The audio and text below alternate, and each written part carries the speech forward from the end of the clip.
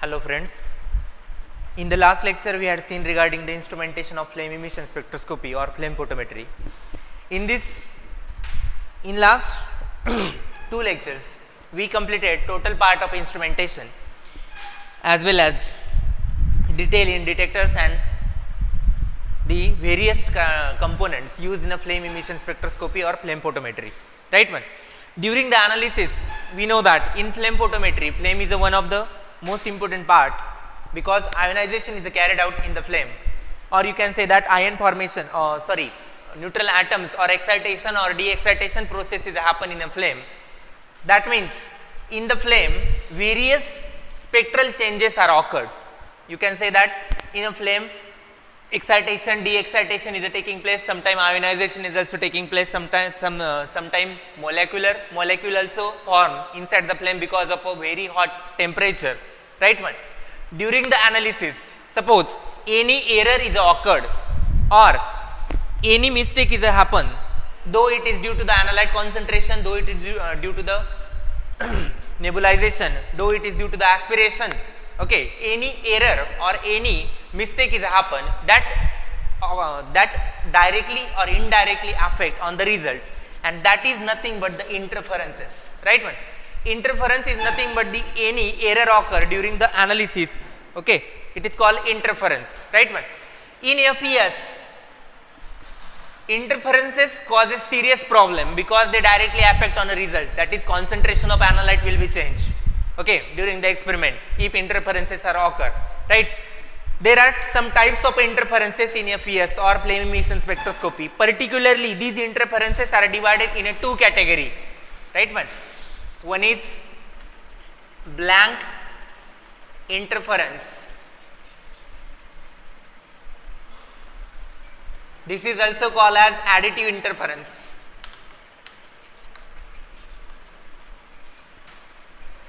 And second type of interference is sample interference.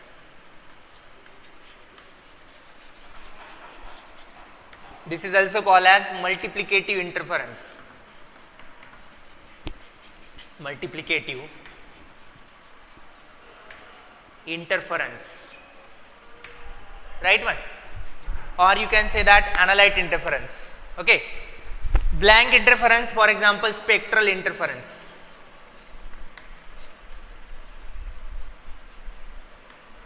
Right one. While this is also spectral interference, then molecular interference,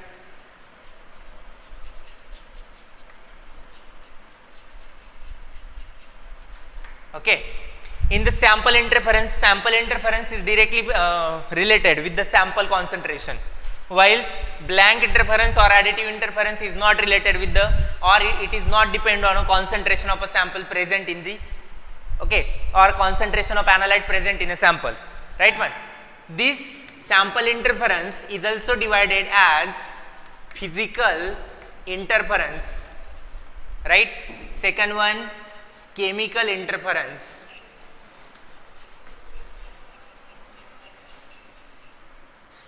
Okay, physical interference, chemical interference, right one. In today's lecture we want to discuss regarding these all topics or these all concepts in the FES, right one. Okay, so already as per our discussion, interference is nothing but any error is occur, right one.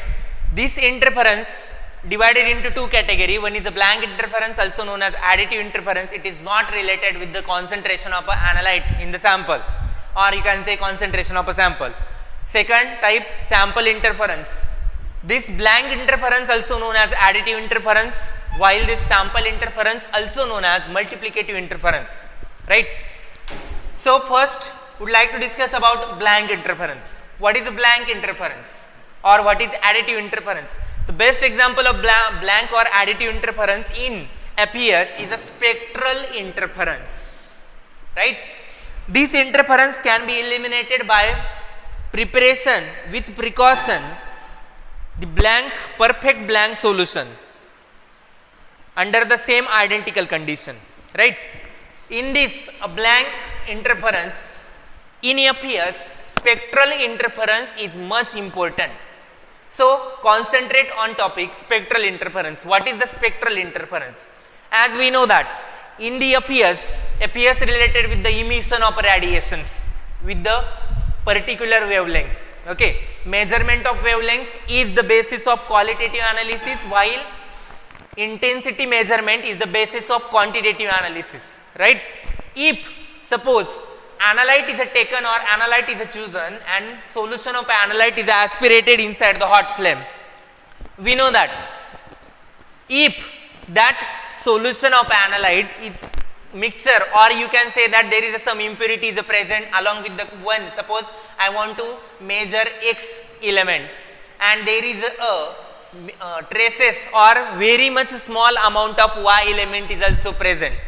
Unfortunately, the bandwidth of emitted radiation due to the X and due to the Y during de-excitation process having very much close band, and that close band directly goes into the detector device, okay, via monochromator, because monochromator will not isolate or filter will not isolate particularly that particular very much small gap between the radiations emitted due to X and radiation emitted due to the Y, right one. Therefore, during the measurement of X, we also or detector also, okay, because of interference between these two spectral lines, detector also able to enter the radiation because of Y. That means the result of X is not only for X, this is also related with the Y too. Okay, this is the spectral interference, that is the interference because or created due to the very much small band gap between the wavelength, okay, of analyte and the impurity. Okay, the best example, suppose we want to analyze sodium. Okay, sodium can able to emit radiation 285.28 nanometer. If suppose in the sample along with the sodium some traces of magnesium also present, magnesium also emit the radiation near about 285.21 nanometer. That means the bandwidth of sodium due to the sodium and magnesium are very closer to each other, and media, that is filter or monochromator, and is not able to isolate between these two band, okay, or between these two wavelengths. These two wavelengths simultaneously entered in the detector give the response to readout device. This is called as a spectral interference, right? Okay, this is the additive interference. As name indicate, result goes on increasing, okay, than excitation value. Okay, then sometime molecular band emission also carried out in a flame, because we know that flame has a high temperature near about 2000 degrees Celsius or more than that degree Celsius, right?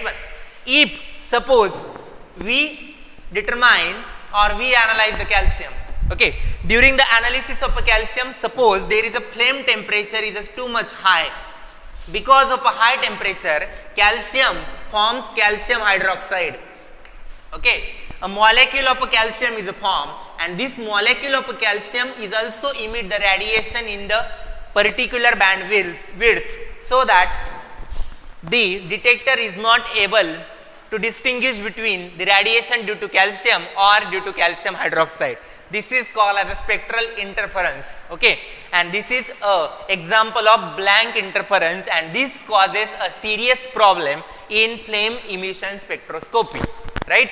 If you have any queries regarding this, okay, mail me, WhatsApp me, or you can directly call me, okay, or suppose reference books are available to you, you can read much information regarding blank interference, additive interference or spectral interference in FES. Okay. Second type is a sample interference, or you can say that multiplicative interference. Okay. This is the interference which is directly related with the concentration of a sample or concentration of analyte in the sample, right? This is due to physical, this interference is maybe physical or chemical in nature. What is physical nature? What is chemical nature? We know that sample is aspirated inside the flame, okay, and inside the flame at a high temperature, some physical changes are taking place, that is volatilization, vaporization, ionization, formation of atoms, etc. If during the aspiration of a sample, suppose there is an error occur in nebulization, desolvation, volatilization process, okay, because of that error there is some interference occur, and that interference is nothing but the sample interference, okay, because of physical properties, okay, due to the volatilization, due to the vaporization, that is sample, suppose sample is aspirated inside the flame and total amount of solvent is not vaporized off, right, then it will also causes an error, or it will also causes an interference, okay. Then second type is a chemical interference, right, it is a specific and particular, it is related with the specific or particular analyte, that is chemical interference, okay. We know that it is when sample is aspirated inside the flame, volatilization process is carried out, right, and formation of a free or neutral atoms is taking place, okay. Then during the volatilization process, suppose error is occur, suppose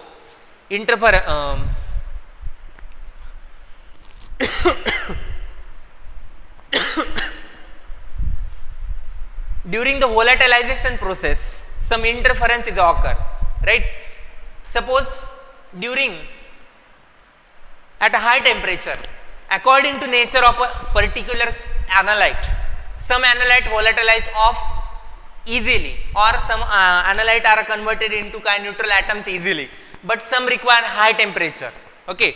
During this analysis, suppose we consider example of potassium and calcium. We know that calcium is volatile in nature as compared to the potassium is volatile in nature as compared to the calcium, okay. To avoid or to overcome this problem, some agents or suppressors, or you can say that some volatile protecting agents are used,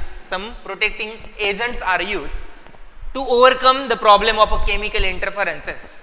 That protecting agents are nothing but EDTA, ethylene diamine tetraacetic acid, or 8-hydroxyquinoline, okay. In presence of EDTA, eliminate interferences of silica or phosphate and sulfate, okay. These are the related with the chemical interferences, okay. Then if you think about the application of then third type of this is ionization interference, right. Third type is ionization interference, okay. In the ionization interference, suppose potassium easily ionizable as compared to the calcium, then ionization suppressors are added, so that these ionization suppressors decreases the ionization of easily ionizable substance, okay. So that there is a production of high concentration of electron in a flame, and properties of ionization of analyte, okay.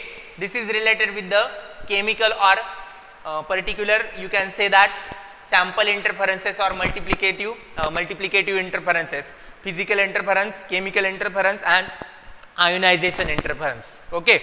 Then we solve one problem related with the flame photometry. I read problem only. Problem is taken from R.D. Brown. Calcium is analyzed by FES. During the analysis, enough strontium is added, so that enough strontium is added in a standard solution of calcium, so that concentration become 2.50 microgram per ml. After aspiration of each solution in a flame, intensity for calcium is measured at 422.7 nanometer, while intensity of strontium is measured at 460 nanometer, 460.7 nanometer, and the constant results are written as